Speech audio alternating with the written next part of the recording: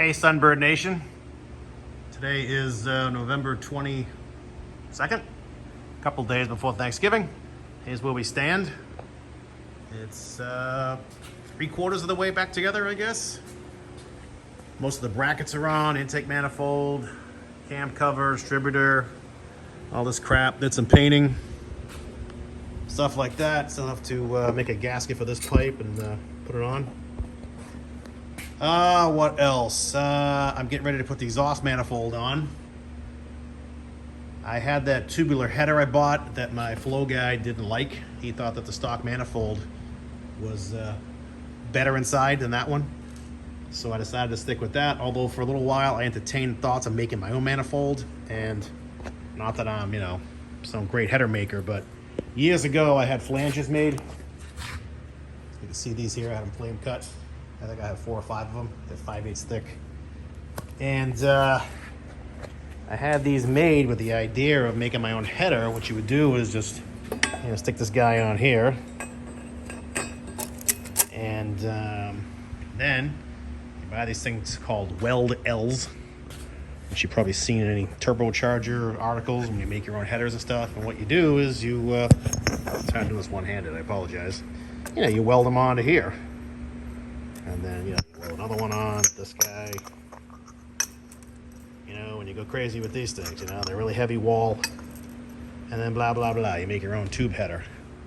I was going to do that in the endless pursuit of performance. But then I noticed that whoever flame cut this flange messed it up big time. I mean, look at it. Look at how far off the port is. That's like, I don't know, 3/16 on this wall here. I'd have to cut this open on this side. There's my finger over here. And then weld it back up over here so you get good gaskets in. Look at that. That's an awful fit. I mean, whoever did this should put the plasma cutter down. So, not only that, but some of the flanges, the bolt holes are in the edge.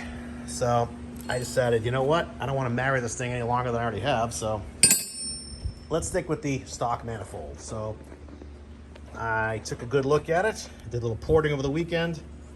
I just really went inside, found anywhere that could be made bigger. It felt kind of rough, and smoothed it out and made it as big as I could make it. Let me hold a flashlight here.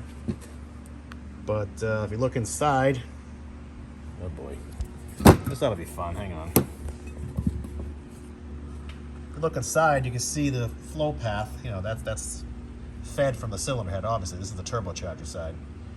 So you just want to take out any obstructions, and if you can make these areas larger, make them larger, without compromising the wall thickness of the manifold. You don't want to get this thing cherry red on a high-speed run and all of a sudden blow a hole through it, which is a very real possibility with a turbocharged engine making big boosts. So, big boost, under 20 pounds, big boost is nowadays for me. So, I just concentrated on the 90s, like here. I made that smoother. If you stick your finger in it, you can feel like a wall, like a ridge, right on here too. It's just the way they cast it. So I just ground the crap out of it, made it as round and smooth as I could. Made these areas larger as I could, if I could. That's pretty much it. I mean, these sides are good. It's the inside. If this was a cylinder head, I'd call it the short side radius. Just make them bigger, make them more generous. So that's what I did. And then I finished it off today by putting on my belt sander and making sure it's flat, which it was not. These 2 cylinders in particular were way off from these 2 outer cylinders, which I guess stands to reason. And I made sure this flange was flat. One thing you probably notice is this bolt hole is smaller than the rest, which to my brain says that is the locating hole. That's where you want this thing to line up. And the other holes are to give it room to move. I mean, this thing expands when it gets hot. You saw that, the old gasket, I don't know if I have it with me still. Let's see, here we go. If you look at this gasket, you can see where it moved quite a bit. I mean, here's the bolt hole lineup, all right? I mean, look how far off these ports want to get. Like this one lines up here, kinda. And this one lines up there, but you can see the top holes are way off. I mean, this gasket was actually spreading. There were spots I guess not on this gasket, on the other gasket I had. And you can see it was actually crushing itself up against the stud. I don't know if I brought it with me or if it's at home. It might be here. Yeah, there it is. This gasket,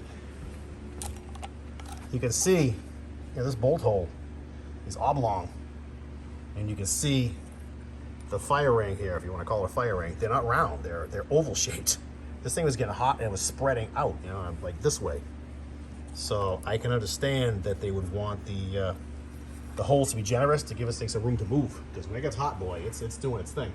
So anyway, that's the story.